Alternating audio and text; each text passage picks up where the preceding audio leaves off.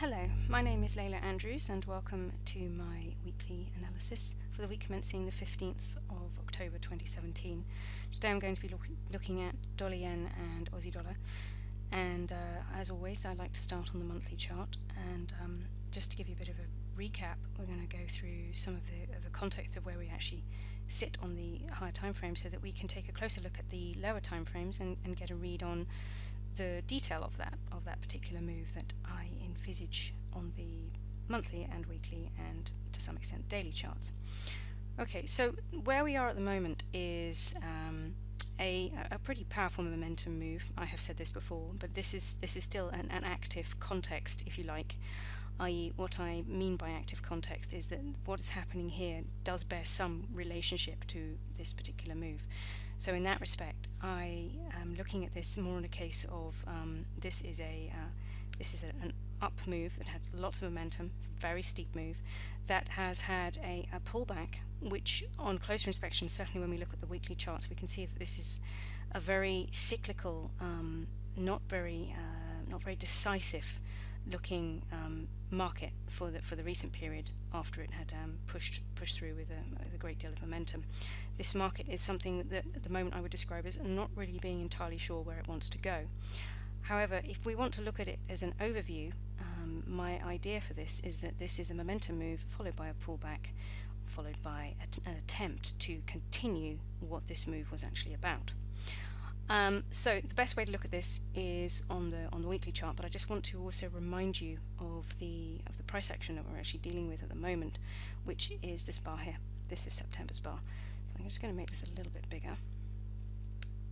And September's bar was, is a strong bullish bar with a rejection yet again of this zone, the base of which is approximately 108, and it's also this 50 EMA, which is a major EMA. In this case, it's providing support for the dollar yen. So at the moment, I'm seeing this as the sort of early warning, the forewarning of perhaps this process has started to now shift from being a sort of slightly awkward selling period to having found a bit of a floor to now starting to look like it might want to press on through. So let's see what we can find on the weekly, because I think that gives us a little bit more information about the way that this has been cycling through its process. I often describe these reversal periods here as a process because the market has to shift from one direction to another, and also there's other ideas that are going on in the market which provide buying and selling opportunities, and those are that some people need to acquire cash in different currencies for other purposes other than just speculation. And I think it's important remembering that there's many other types of players in the market, and they have, as I say, rather different reasons for being in a particular currency. Certainly if you're thinking about buying stocks, you may want to convert your currency into another currency, so you'd be selling one and buying another. So this is why we get movement, this is why we get liquidity, and I think it's worth remembering that, because if we all think, well, why isn't everybody buying or selling in the same direction simultaneously, we do get periods like that. Obviously that's what trends are about, but when we get mixed conditions like this, it isn't just because people aren't sure about the market's direction, it's also because they have other needs for using the market, for using the currency markets. So let's get back to talking about what I see here at the moment. Now, just remind yourselves of the fact that the September bar was bullish. It has a strong tail and has a decent body. It's quite a large ranged bar as well. So it, for me, has totally from a technical point of view, has strength in it. And so what I'm starting to see is a series of lower highs, all of these, including this one, and to some extent lower lows. However, these lower highs are steeper than these lower lows, which to me look like they're starting to match, which means the underlying pressure to actually continue a downtrend of lower highs and lower lows is actually starting to shift. There is not so much commitment towards the downside, and in the end we found that 108 provided reasonable amount of support, as did the 50 EMA on the monthly, and as has the 200 on the weekly. So there's definitely a bit of a zone in here which is providing pretty strong support for this market. However, for the time being, we can see, looking at the weekly, that we've had a little bit of an up move, which started off with a lot of momentum, and then gradually that momentum waned, and then we had basically the top of the move ended up being a rejection of more or less the round number of 113. And since then, the last week that's gone past, we've had a bit of a selling period. And so what I'm wanting to talk to you about in terms of my ideas for how this might pan out is how far this might sell in order to do what it might need to do next. So let's just get one thing out of the way. Should we end up selling all the way down here, taking out this low, including obviously this support, you'd have to take that out first. So we take out 108, we take out this low that's a little bit below that, and we create a new low, then everything that I'm describing is completely negated. However, I do, as I have said, based on the monthly price action, have a bit of a bias towards the upside for the time being. It's got quite a lot of obstacles to get out of the way, so I don't expect that this is necessarily going to be a move just like this just yet. I might be proven wrong, but for the time being I still think that this needs to provide a little bit more processing before it can get going in the direction that I suspect it may want to go to. So for now, this sell-off could land on a couple of spots. The first, of course, is the immediate support, which is around the 111 area, which also mixes in quite nicely with the 20 and the 50 and actually the 10 to some extent on the weekly chart, providing a bit of support. And what I'm generally looking for is the point that the EMAs start to provide actual support to price action and start to carry it.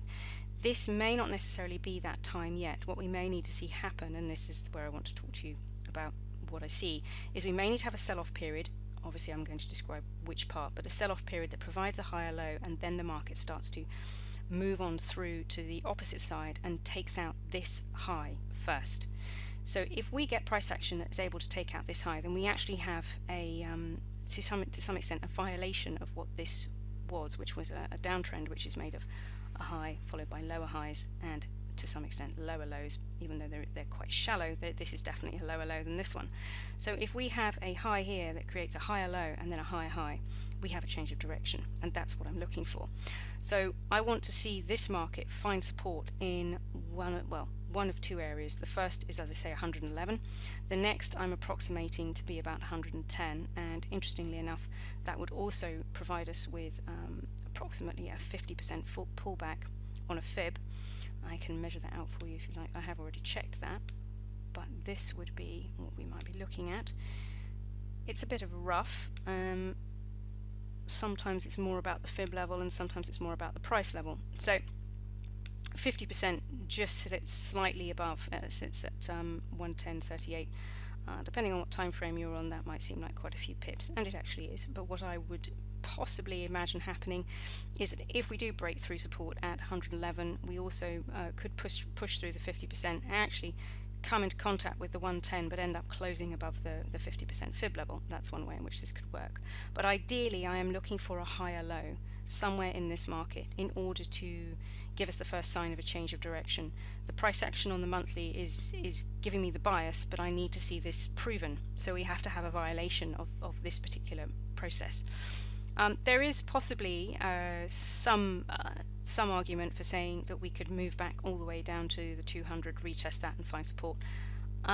That's possible. I don't think one can entirely eliminate it, but for the time being what you're looking for is the market will be selling. It's selling into support zones that may then provide it with the means and the momentum to continue to the upside. So that's basically the move. Selling into one of these levels of support, which is, as I say, 111, the 110 area plus 50% fib, or potentially the 200 area. I'm less comfortable with this. I would really rather see a strong indication of a higher low in order to pick up the right kind of momentum to push back up into retesting the 115 level, 115. That in itself is going to be a process. The first thing it needs to do is take out this high, which is at approximately 113.40. Take out that high, then we do have a change of direction, and therefore an attack onto 115 is much more likely. Okay, so let's now move to Aussie dollar, which I want to then look at on the monthly, of course.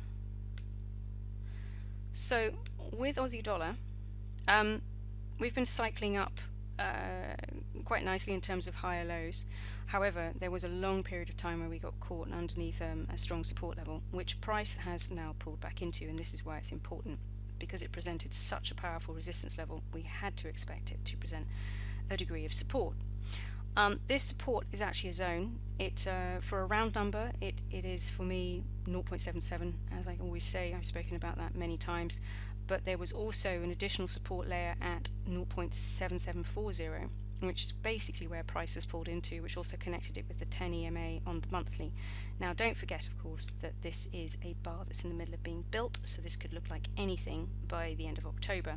But for now, the market has found support at this area, which is perfectly logical, and considering that this market is in the process of trying to trend higher with higher lows and higher highs, and this of course is a new high up here, it is to some extent logical to expect it to try to continue this process, particularly as it did break out of a very well defined resistance zone, in which case there was a lot of power that was needed to take this level out, and it did.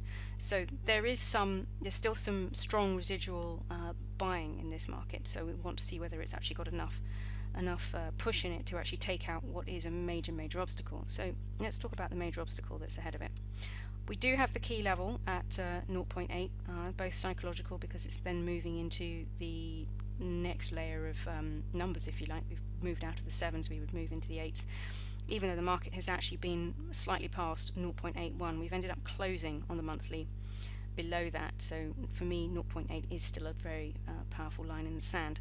We are also dealing with the 50 and the 200. I've mentioned this on a couple of occasions, but obviously these are major EMAs on the monthly time frame. They're not going to move particularly quickly, so they're still very relevant, and they do present an obstacle. So there's 3 items here which this market, if it's going to press higher and try and create a new high, is going to have is going to need a lot of buying power to do that. So let's have a look at the weekly, and we have here slightly similar situation. A lot of markets are doing this at the moment, where you're going across the time frames and you're seeing that each one has its own particular EMA that it's trying to deal with. So on the monthly we had the 50 and the 200, and on the weekly we have the 200 as well, right against the 8 level. So this in itself is going to present yet again another issue. You might find that although some people may not particularly look at the monthly very often, they may be well aware of what's happening on the weekly. So this will still be of significance. Where we are at the moment, this is entirely logical, and by that I mean that we have a market which is trending up. It's pulled back into what was, as I said, major resistance, has now become support. Nothing unique or unusual about that. This all makes total sense. This is a strong bar and actually took out the level at 0.7875, which had provided a minor level of support through here. So we have just minutely closed above that. Not massively significant in itself, because the close ended up happening below the where is that? Just below the 79 level. And that is obviously a round number. I'm not going to be saying that every single round number presents an issue, but you do sometimes find that there can be a cluster of round numbers, each one after the other, which seems to present obstacles. And you'll know this by looking at your horizontal support and resistance, that they can occur, because you'll see them historically. So you should have some degree of warning about that. Now, 79 at this particular juncture isn't necessarily a strong historical level. My strong historical levels are these light coloured lines here.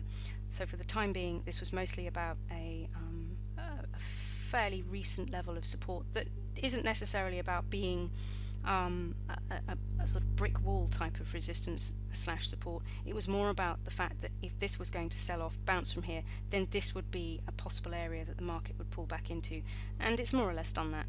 So from here, judging by the bullishness and the residual sort of uptrend that is, well, I say residual, this market isn't yet ready, in my opinion, to sell off. So there's still some degree of a market that wants to continue making higher lows and higher highs.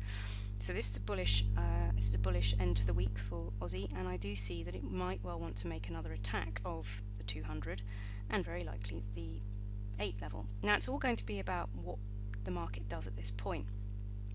What I'm slightly aware of is that as this market could not produce a very, very strong new high that was some distance away, you can see, as I've said before, the top here and the top here are quite close together, which means that although an opportunity was on the table to really take buying to the next level, the market didn't really do that. It actually respected this zone, which was, as I say, about the monthly EMAs, the 50 and the 200. So in the end, what you will get is, as I've said on many occasions, if a market can't do something on the second attempt, it will very likely sell off, hence why double bottoms and double tops can work so well. So we have a deeper sell-off, which of course has created a bit of a new low, and as I say, logically that low was always going to be drawn to this support zone, where we found buying momentum, lots of buy orders here. So this is why we have this strong bar. I do think that this market will need to confirm for itself what it's going to do next, and this is going to be the deciding factor. If this ends up being a lower high, then this market may well need to continue selling off for to a lower price in order to then potentially continue its process of buying towards the upside if it wants to continue this trend. So that is a slightly difficult one to call, because in my mind this support resistance level is so strong that I think if it was to try and sell through here, it would be a very strong deciding factor to break that, and that could in itself induce further strength to the sell side. So at the moment, while we're above this level, I have to see that this market is still going to potentially go on the attack to the upside. And certainly 0800 is the next level for me, but it's got a lot to break through. So in the interim, I think the best thing to say about this is that, judging on the price action on the weekly bar, I'm seeing this for the time being another attempt to continue buying, if not for the entire week ahead. Certainly as a continuation of this bar, we might well see the first 2 to 3 days in a buying mode. The harder it finds to break through this, then potentially we might see stalling, which will show up on the much smaller time frames like the hourly and the 4 hour. If we start to see a stalling market at 0800, then it shows that this market is holding at that level, and that the resistance of that price is stronger than the market is able to currently deal with. So the best way to summarize this, we've come to a very powerful support zone. The market has reacted accordingly. We do still see that there is some buying left in this, and potentially, as I say, that could induce a push up to the upside, and it's what happens there that is going to count. So should it have enough momentum to break through here, then it's got to take out this high at basically just above 81, and that's the next key thing that it has to do. So there's certainly a lot that has to be processed, and if it does pull that off, then it really means that there is a lot of strength to the upside in this market. But it has got a lot to fight with, so be very cautious around those EMAs and those price levels in terms of don't ask the market to do too much. If you see it right up against these levels, it would be very ill-informed, I think, to buy into this at this point. You really need confirmation that these areas are dealt with before you'd want to start thinking about the next space. And the next space would be that if you definitely see, say on the 4 hour, considerable breaking of this level, i.e. what I mean is higher lows and higher highs into this level and preferably above it, then you may have a little bit of movement between the 0800 level and the 081 level in order for a little bit of buying. But again, we then come up against our next issue. So that's how I see this particular market for the time being, and I look forward to speaking to you next week. Okay, take care. Bye bye.